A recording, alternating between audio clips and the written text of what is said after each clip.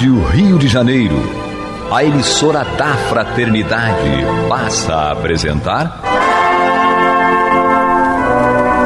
Luz na Penumbra, programa que leva ao seu coração a mensagem da doutrina espírita.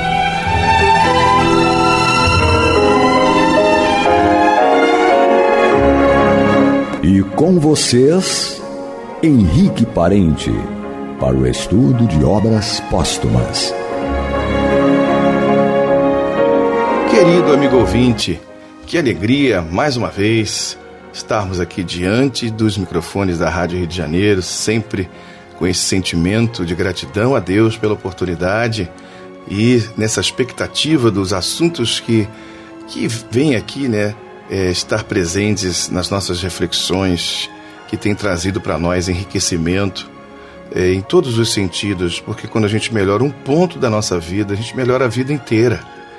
Melhora o passado e melhora o futuro, porque do passado a gente tira elementos necessários à comparação, a experiência, mesmo das coisas que a gente não se lembra, porque foram em vidas passadas, não se lembra assim de forma objetiva, mas elas estão lá na nossa consciência, em todo o nosso ser, e elas vão fazer a diferença sim na atualidade. Então, quando a gente na atualidade consegue entender e aproveitar esses impulsos que temos em nós, tendo controle sobre eles, utilizando-os para fins positivos do bem, de um bem que seja não só para nós, mas para todas as pessoas, aí a gente tem também um enriquecimento do passado e que logicamente vão enriquecer o futuro a partir do momento presente.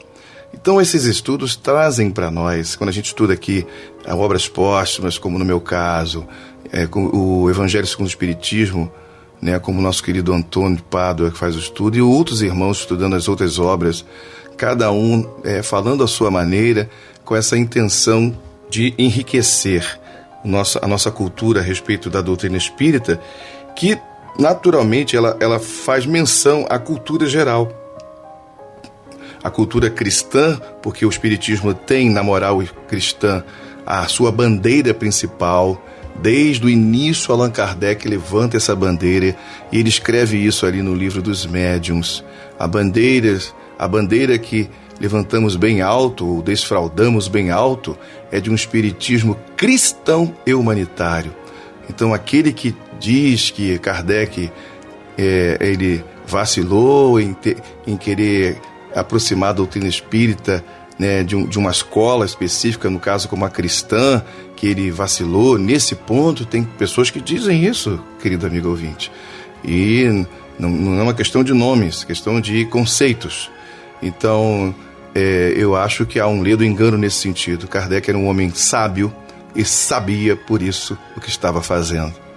Porque a questão religiosa não está vinculada apenas a seitas, a grupos, a religiões fechadas, nada disso.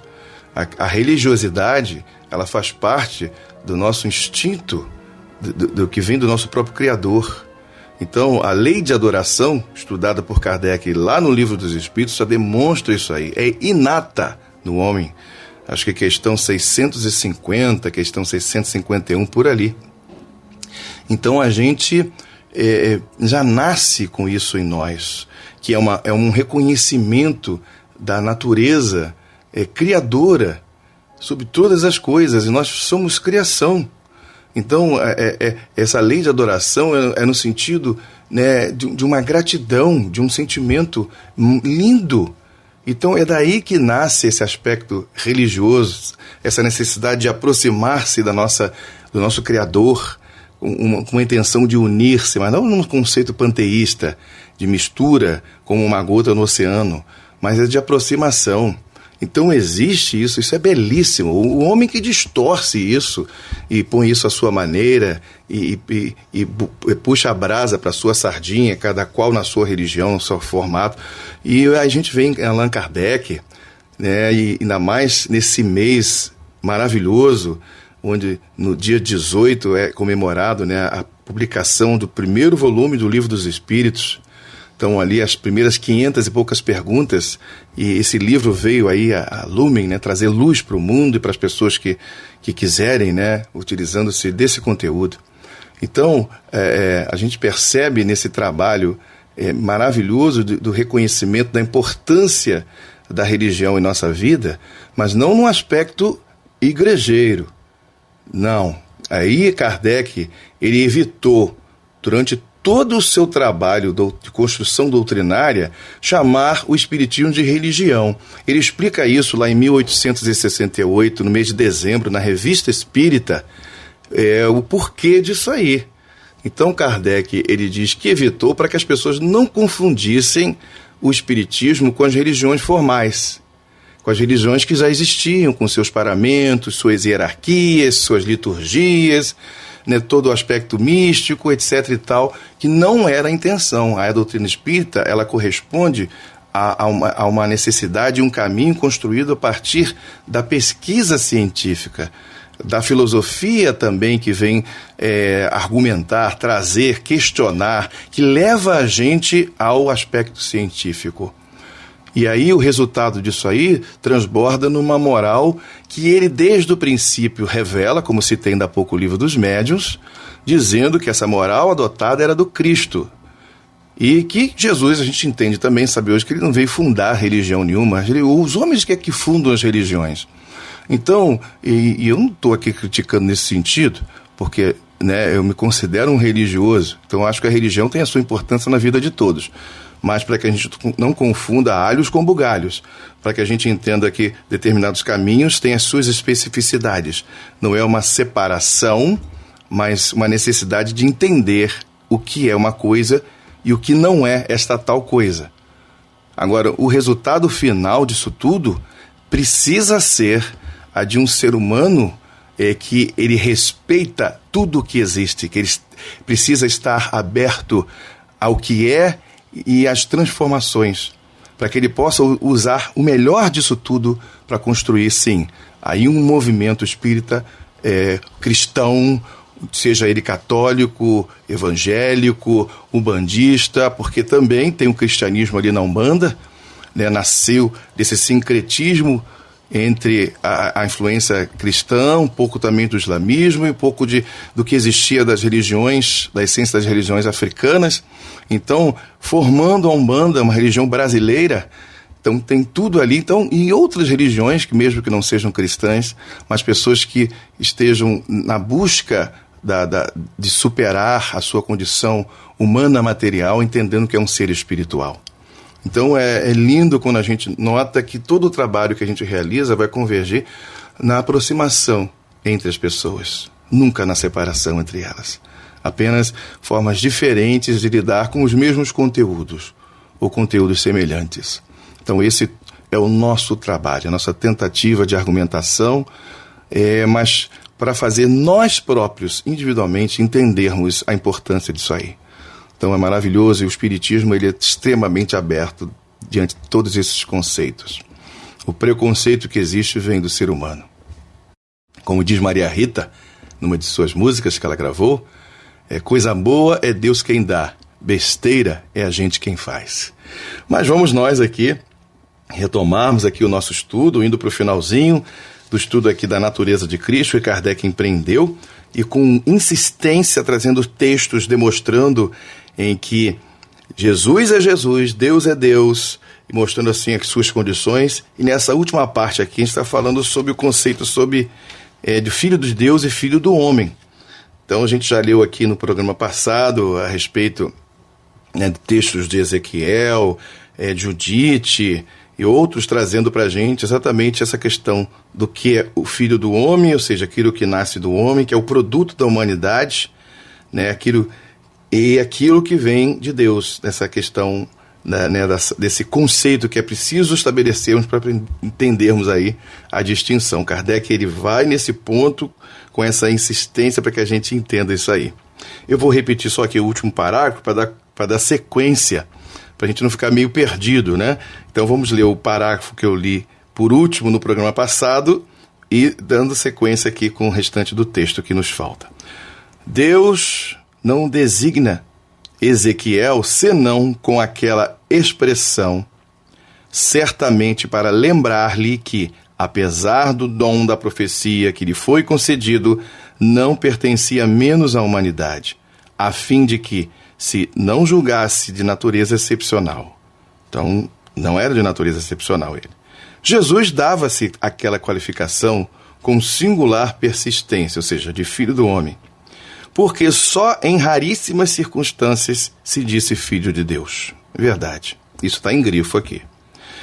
Em sua boca, não pode ela ter outra significação que não seja lembrar que também ele pertence à humanidade, assemelhando-se assim aos profetas que o precederam, aos quais se comparou, aludindo à sua morte, em grifo, quando disse Jerusalém, que mata os profetas, também em grifo. E eu lembrava o texto um pouquinho mais completo no programa passado, né? Quando Jesus diz, Jerusalém, Jerusalém, que mata os teus profetas e apedrejam os que te são enviados. Quantas vezes quis eu ajuntar-vos embaixo de minhas asas, assim como a galinha faz com seus pintinhos, fazendo uma alusão belíssima da natureza do amor que se tem por aqueles que lhes são caros, são importantes. E é assim que a humanidade tem agido. A gente tenta destruir aquilo que a gente não entende, aquilo que a gente pensa que vai ser prejudicial a nós, mas sem nem saber o que é. Então, me faz lembrar uma belíssima música do Guilherme Arantes, chamada Nosso Fim, Nosso Começo, onde muitas vezes, diz ele na letra, a gente acha que é o fim de algo. Então a gente tem medo de mudar e achar o avesso, o contrário, né? Então a gente tende a destruir aquilo de alguma maneira. Mas se a gente esperasse um pouquinho mais, observasse, confiasse em Deus, mais do que em si próprio, mas confiasse em Deus, e essa certeza que a gente tem algumas vezes em si próprio, ficaria muito mais ampla. Só que a gente não age assim, e a gente acaba pagando o preço dessa questão.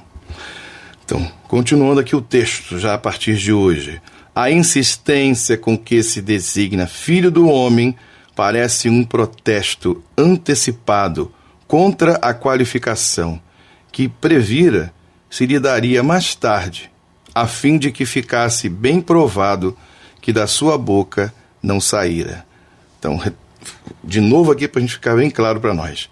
Kardec diz que a insistência com que Jesus atribuía, o título de filho do homem, que parece um protesto antecipado contra a qualificação que previra que se lhe daria mais tarde.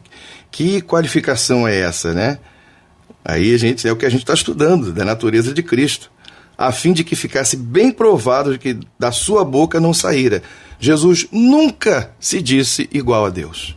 Nunca, em intenção nenhuma, se colocou como sendo o próprio Deus. Quando ele fala, eu e o Pai somos um, não é dizendo que são a mesma pessoa.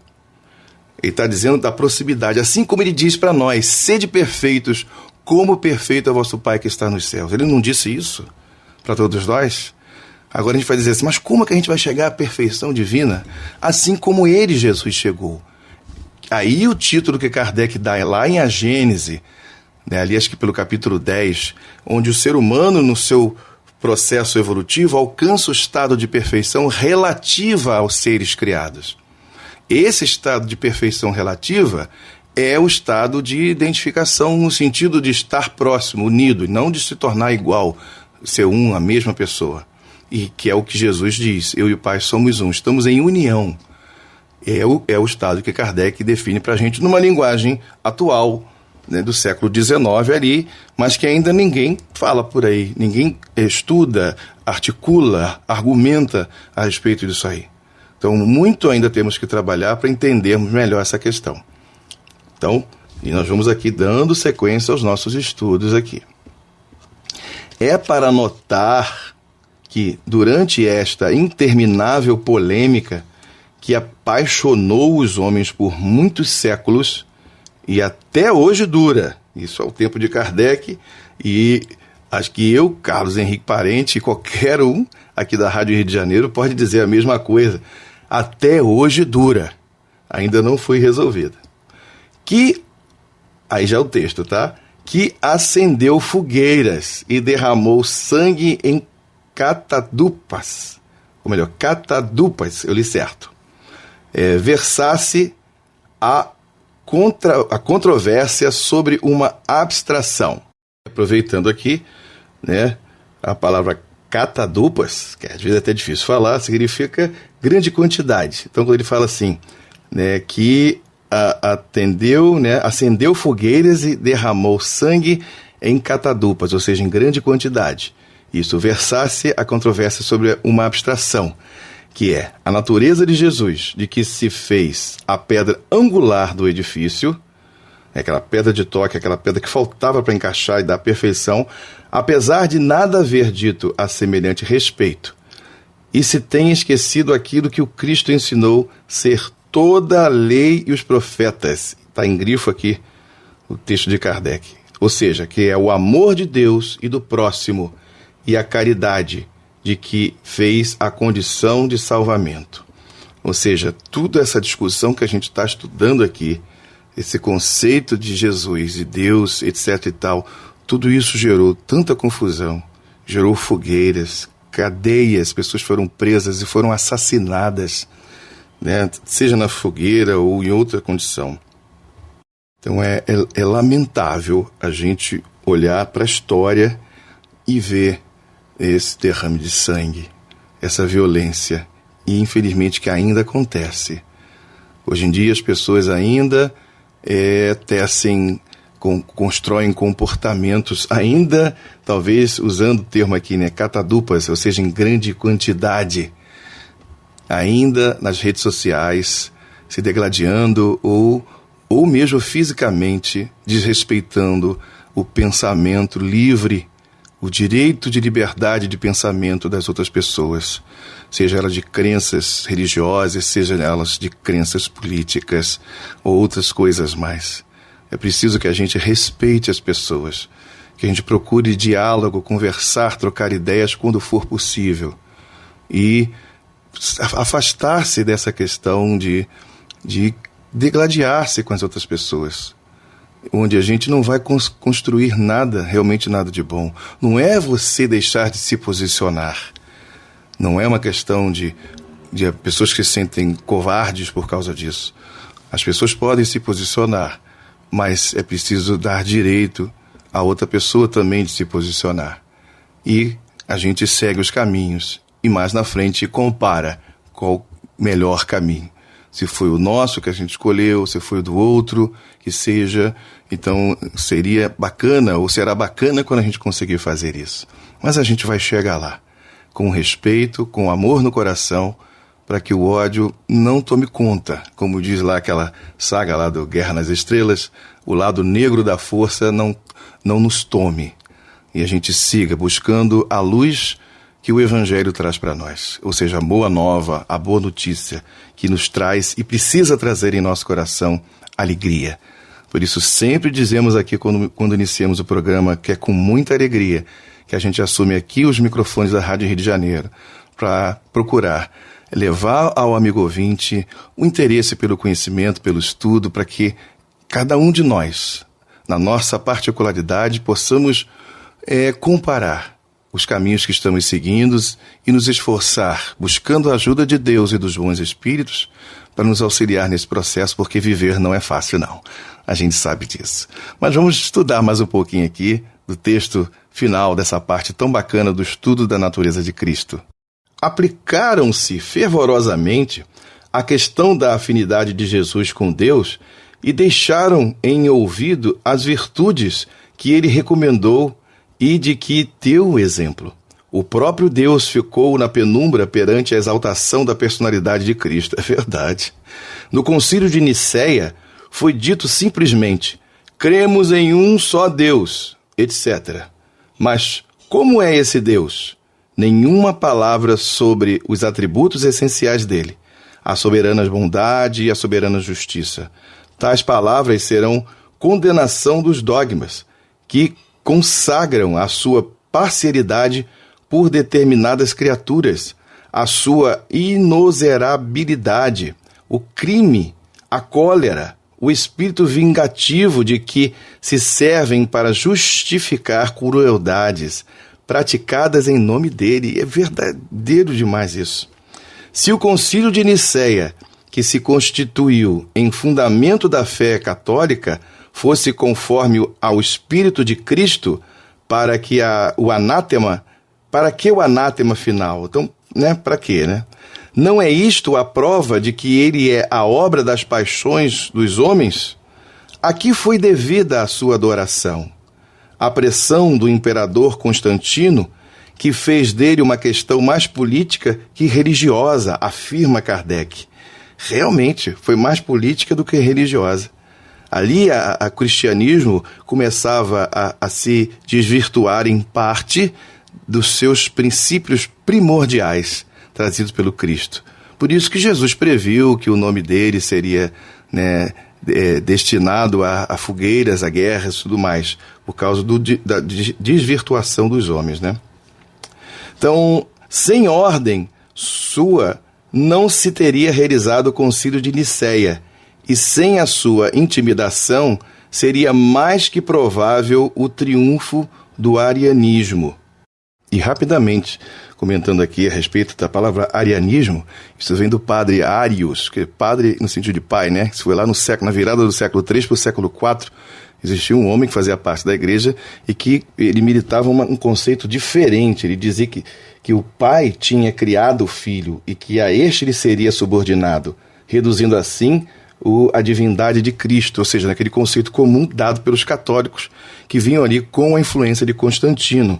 E aqui Kardec diz aqui, dependeu, pois, da autoridade soberana de um homem que não pertencia à igreja, que reconheceu mais tarde a falsa política seguida e que em vão procurou emendá-la, conciliando os partidos, não sermos hoje arianos, em lugar de católicos, e não ser hoje o arianismo a ortodoxia e o catolicismo a heresia.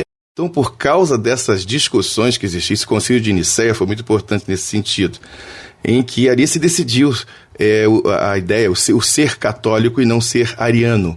Então, e outras divergências que existiam, Então, eram concílios que determinavam as coisas e aí nasciam determinados dogmas. E fechando aqui o texto, continuando Kardec, hoje, ou melhor, depois de 18 séculos de lutas e discussões sem proveito, durante as quais se deixou de parte o essencial do ensino de Cristo, o único meio de assegurar a paz da humanidade veio o cansaço dessas discussões estéreis, que só produziram perturbações, geraram a incredulidade e cujo objeto já não satisfazia a razão. Há hoje uma tendência manifesta da opinião geral para voltar às ideias fundamentais e primitivas da Igreja e à parte moral do ensino do Cristo, por ser esta a única que pode tornar os homens melhores, visto ser clara, positiva e não dar ensejo a controvérsias. Mas é complicado, Se a Igreja tivesse seguido desde o princípio aquela via, seria hoje onipotente, em vez de ter sido despedaçada pelas facções, que foi realmente o que aconteceu, Quando os homens caminharem com esta bandeira, se darão fraternalmente as mãos, em vez de se lançarem anátema e a maldição, por questões que a maior parte das vezes não compreendem. Essa tendência da opinião é o sinal de que chegou o momento de pôr a questão no seu legítimo terreno. E aí a gente vê, querido amigo ouvinte, um dos papéis fundamentais da doutrina espírita. Ela não tem receio de tocar em determinados pontos que são nevrálgicos para muitos, porque ela tem essa estrutura que está balizada na pesquisa, na comparação e no bom senso. Então é como se fosse necessário retomar certas discussões, mas não é para brigar nem causar anátemas como aconteceu no passado. Daí Kardec trazer esse texto e ele pretendia publicar isso. Na época seria uma polêmica como ainda o é, como eu aqui estou falando com vocês, porque ele toca em pontos e toca nos nomes. Então as pessoas poderiam ficar, não, mas sim, é preciso falar as coisas, mas com respeito, balizados e sustentados pelo aspecto histórico, onde a gente pode, por causa disso, comparar as coisas. E por que não, se a gente descobrir que há um erro, a gente então buscar aquilo que é verdadeiro, de verdade. Então fica aí a reflexão para o querido amigo ouvinte. A gente não tem muito mais tempo para poder falar disso aí, nosso tempo está praticamente esgotado, mas fica aí a oportunidade de reflexão para o querido amigo ouvinte. Leia esse texto por si próprio, de novo, pense sobre isso, pesquise a respeito desses aspectos históricos, sobre o padre Ários e outros padres também da igreja, todos eram chamados padres nesse sentido. A gente está falando ali da igreja cristã do século II, III, IV, o papado mesmo só surge lá no século VII, mas isso é papo para outro momento.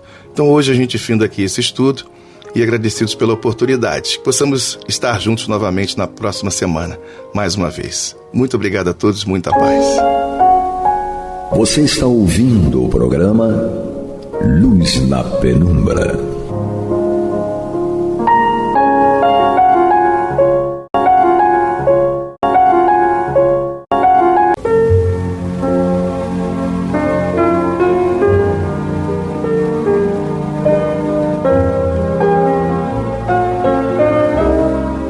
Rádio Rio de Janeiro está levando ao seu lar e ao seu coração a mensagem consoladora da doutrina espírita, através do programa Luz na Penumbra.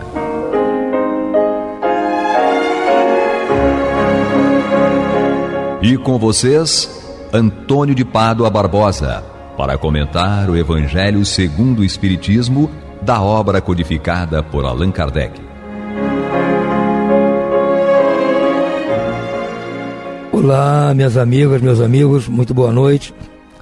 Vamos dar continuidade ao estudo do Evangelho segundo o Espiritismo neste nosso programa Luz na Penumbra. Nós estamos aqui em seu capítulo 11, Amar o Próximo como a si mesmo. E Kardec nos separou aqui, essa parte final do capítulo, as mensagens dos Espíritos, as instruções dos Espíritos. E dentre elas, há essa aqui, número 13, enviada por um espírito protetor em Cracóvia, 1861. Cracóvia ficava no que hoje é a Polônia. Eu acho que ainda fica no que é a Polônia hoje. Que naquela época a configuração das fronteiras na Europa não era exatamente essa que há hoje. Muitos países nem existiam, né? Não existia ainda como há hoje a Itália, a Alemanha, a Áustria. Esses países eram diferentes. Então a Polônia já mudou de fronteira muitas vezes. Mas a Cracóvia eu acredito que hoje ainda pertence ao que é a Polônia de hoje em dia. Então esse nosso espírito protetor nos manda esta mensagem, a qual ele deu o nome de A Fé e a Caridade. São duas coisas muito importantes para nós, para as quais nós temos que dar toda a atenção. Ele nos diz o seguinte: disse-vos há pouco, meus queridos filhos, que a caridade sem a fé não basta para manter entre os homens uma ordem social capaz de os tornar felizes.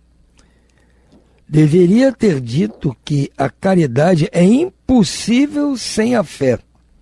É certo que podeis encontrar impulsos generosos em pessoas sem religião, mas essa caridade austera, que só se pratica com abnegação por um constante sacrifício de todo interesse egoístico, somente a fé pode inspirá-la, porque só ela nos faz carregar com coragem e perseverança a cruz desta vida. Bem, já neste primeiro parágrafo, ele nos dá uma informação muito importante. A fé a qual ele se refere aqui é uma fé religiosa, ou seja, a pessoa ter um comportamento religioso, praticar alguma religião, entender o que é uma religião, procurar seguir os ensinamentos daquela religião. Então, esse tipo de fé é que ele está juntando a caridade, porque ele diz: disse-vos há pouco, meus queridos filhos, que a caridade sem a fé, ou seja, praticar a caridade sem esse tipo de fé que a religião nos dá, não basta para manter entre os homens uma ordem social capaz de nos tornar felizes. Ou seja, a ordem social vai nos tornar felizes. E o que vai causar essa ordem social? Quando a sociedade vai estar em ordem, uns respeitando os outros. Quando ela estiver praticando a caridade. Ela vai praticar a caridade com mais facilidade se tiver uma fé por trás disso. E segue ele, eu deveria ter dito que a caridade é impossível sem a fé. Então ele está dizendo que sem uma fé em alguma religião é impossível a prática da caridade. Mas ele complementa, é certo que podeis encontrar impulsos generosos em pessoas sem religião. Há ateus que são generosos, claro que há. Há diversos exemplos aqui até no nosso mundo de hoje. Mas essa caridade que essa pessoa pratica, austera, que só se pratica com abnegação, por um constante sacrifício de todo interesse egoísta, somente a fé pode inspirá-la. Então diz, mas a caridade verdadeira, aquela caridade sincera, austera, não a caridade mecânica, digamos assim, essa caridade que só se pratica com abnegação, ou seja, com esquecimento de si próprio, por um constante sacrifício de todo interesse egoístico, é uma caridade que nós vamos praticar não pensando mais em nós, pensando só naquele que está recebendo.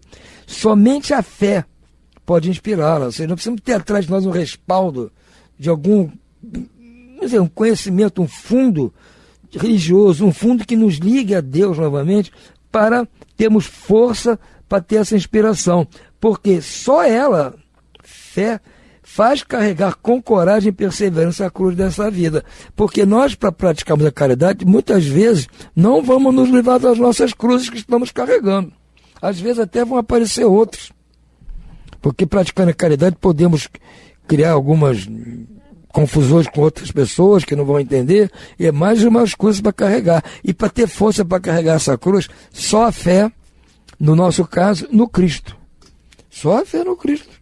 Em outras religiões, fé em outros grandes enviados de Deus. Tudo bem. Mas no nosso caso aqui, escolhemos Jesus para guia e modelo. Então, só a fé no Cristo vai nos dar força para praticarmos uma caridade abnegadamente. Sem qualquer interesse pessoal. Sim, meus filhos, é em vão que o homem ávido de prazeres procure iludir-se sobre o seu destino na terra, pretendendo que deva ocupar-se unicamente com a sua felicidade. Quer dizendo, é em vão que nós, homens, que estamos ávidos, secos pelos prazeres da terra, nos iludamos com o destino da terra. A gente está preocupado só com nossos prazeres, estamos nos iludindo com o destino da terra. Se continuarmos só preocupados com nossos prazeres, não vai acontecer o destino que nós achamos que vai ser. O destino não vai ser bom, não vai dar bom, como se diz hoje em dia. Pretendendo que deva ocupar-se unicamente com a sua felicidade. Ou seja, estou preocupado só comigo. Estou ávido atrás dos meus prazeres, preocupado com a minha felicidade, e acho que o mundo vai dar certo assim. Está se iludindo. Não vai dar certo, não vai dar bom, vai dar ruim.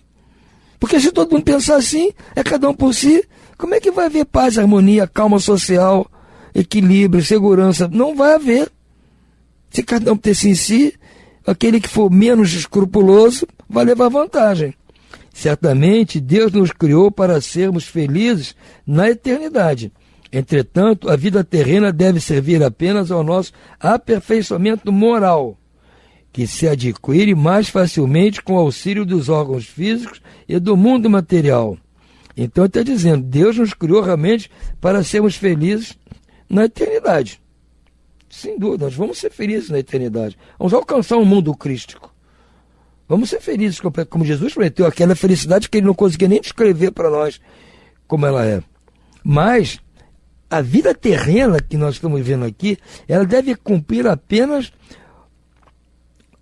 servir apenas ao nosso aperfeiçoamento moral. Quer dizer, nós estamos aqui nessa vida da terra para nos aperfeiçoarmos moralmente falando. Que isso se adquire mais facilmente com o auxílio dos órgãos físicos e do mundo material. Ou seja, o nosso aperfeiçoamento moral, aqui enquanto estamos vivendo encarnados, vamos conseguir isso, vamos alcançar isso, utilizando o nosso corpo físico. Ele tem que estar saudável para isso, e os recursos do mundo material, os recursos que o planeta dispõe para nós desenvolvermos a nossa vida aqui. Porque, paralelamente ao nosso avanço moral, eu não posso ficar sentado aqui, desde que nasci, como uma pessoa que fica lá, um ermitão, fica lá jogado num monte, sozinho, lá, não tem contato com ninguém, não pratico mal, estou aqui orando o tempo todo. Não, eu tenho que viver o mundo.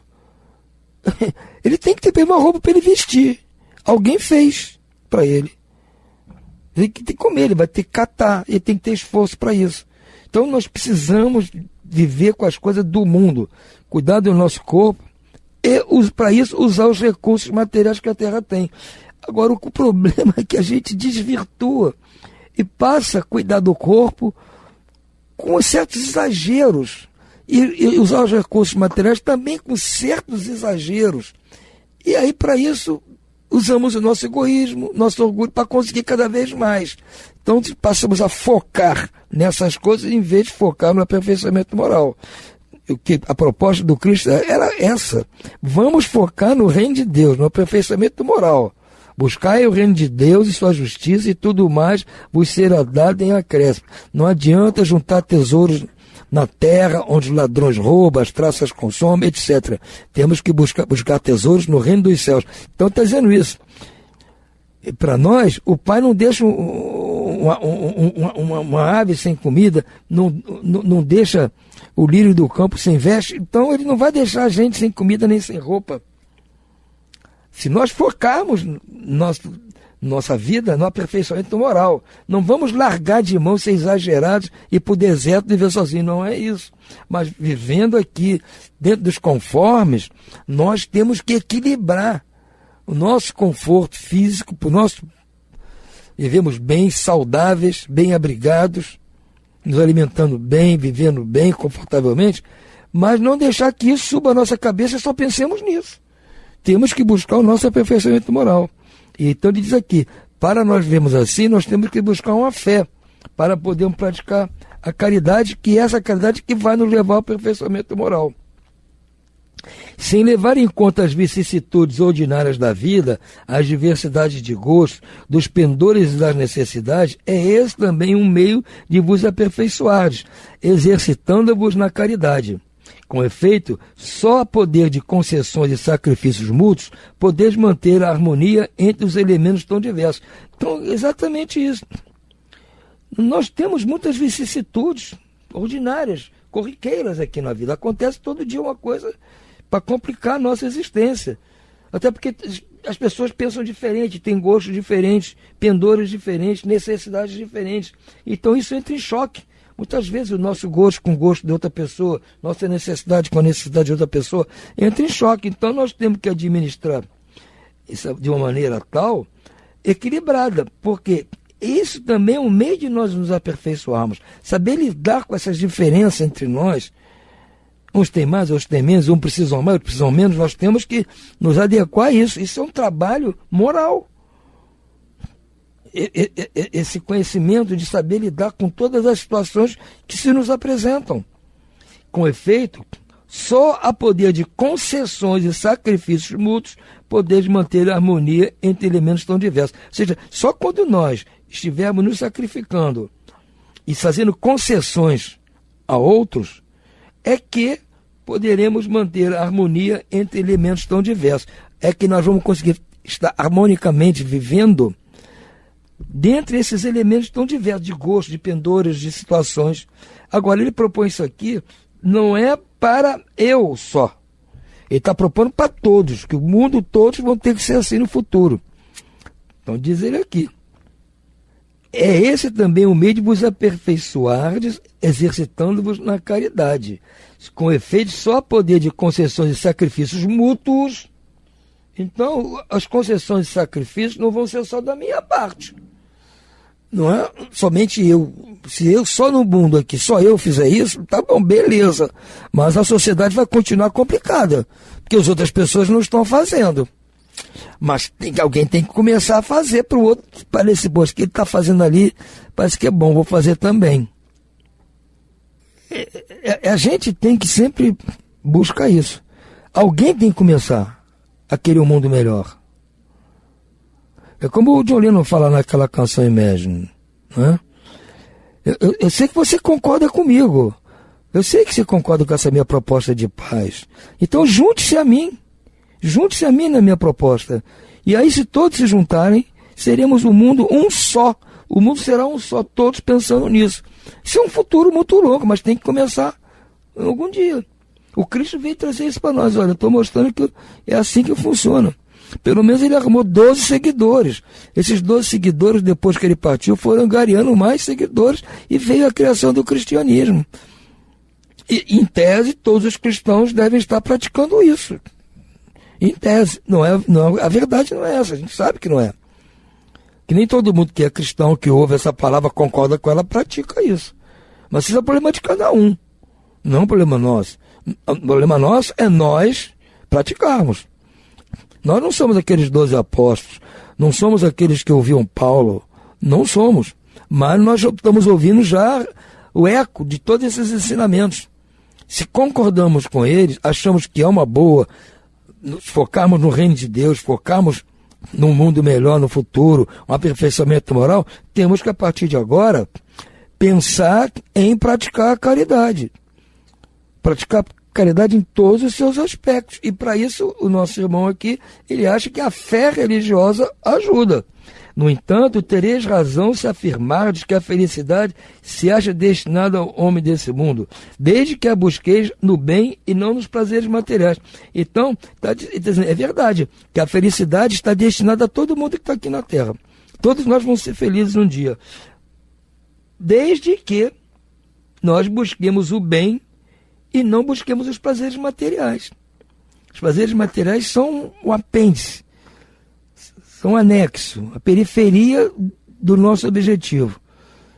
Nós vamos usá-los para alcançar o objetivo final, que é a nossa felicidade. A história da cristandade fala de mártires que se encaminhavam alegres para o suplício. Hoje, na vossa sociedade, para seres cristãos, não há necessidade do holocausto, do martírio, nem do sacrifício da vida. Mas a única e exclusivamente o sacrifício do vosso egoísmo, do vosso orgulho e da vossa vaidade. Triunfareis se a caridade vos inspirar e a fé vos sustentar. Ele está dizendo isso. No passado, na época desses apóstolos que eu falei, desses seguidores de Paulo, os primeiros cristãos, era exigido deles sacrifícios muito mais dolorosos. Iam lá para o circo ser devorados por leões, eram crucificados, decapitados. Ninguém está exigindo isso da gente agora. Você pode ser cristão, sair na rua, ninguém vai te prender nem te bater por causa disso. Apesar de que tem no mundo aí uma turma que odeia os cristãos, odeia o Cristo, mas tudo bem, isso é da consciência deles. Mas ninguém vai te prender por causa disso, nem te matar, nem te mandar para as feras por causa disso. Então o sacrifício que se está pedindo de nós hoje, ele está falando em 1861, há 164 anos atrás ele está falando. E hoje, melhor ainda, ninguém vai exigir de nós esse tipo de comportamento, de sacrifício, de martírio, de holocausto. Nem do sacrifício da nossa vida. O único sacrifício que se exige de nós é o sacrificar o nosso egoísmo, nosso orgulho e nossa vaidade. É um problema de cada um. Então, na época que os cristãos eram devorados por leões, eram decapitados, eram crucificados, hoje, a minha ida ao circo romano, ir para uma cruz ou ir para um catafalco ser decapitado, é isso aqui. É eu lutar contra o meu egoísmo, contra o meu orgulho e contra a minha vaidade. São esses que estão me assombrando hoje. Esses são os leões, que são a cruz, que são a espada que me decapita. Entendem? Então, para hoje está muito menos complicado. Nós lutamos contra isso. Antônio, mas não é fácil. Claro que não é fácil.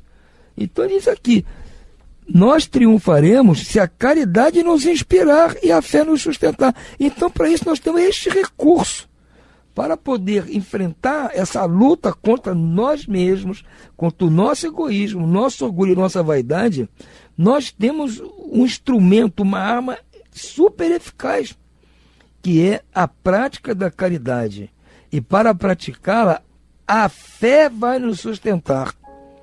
A fé, a crença no Cristo, no Evangelho do Cristo. A fé no Evangelho do Cristo e no Cristo em si próprio vai nos sustentar quando estivermos praticando a caridade. Não estaremos sozinhos. Pode ser difícil, mas vamos fazer. Nós vamos ter ajuda para fazer. E aí estaremos combatendo dentro de nós esses 3 algozes que são o egoísmo, o orgulho e a vaidade. Isso é que precisa ficar claro para nós. Isso é matemático. É lógico. Dá para fazer. Pelo menos dá para começar a fazer. E como disse o John Lennon, aí sim, se todos nós, ou pelo menos a maioria estiver fazendo isso, nós estaremos no bom caminho. Ficamos agora por aqui. Uma boa noite a todos e muita paz.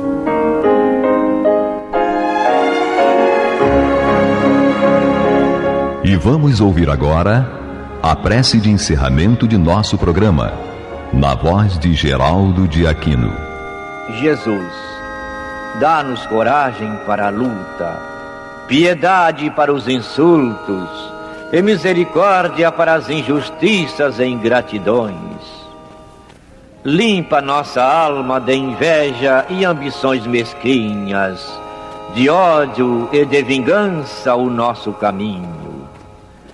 E que dentro em pouco, ao recolher-nos de novo ao calor do nosso leito, para que o sono nos dê a paz e o esquecimento das tristezas humanas, possamos sentir, Senhor, no mais íntimo de nosso ser, a doçura indefinível do Teu amor e a grandeza incomparável da Tua divina presença.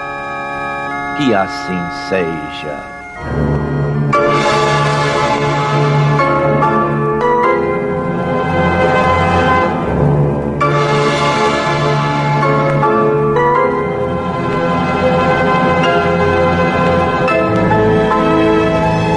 Acabamos de apresentar o programa Luz na Penumbra, que voltará a ser apresentado amanhã às 21 horas nesta emissora.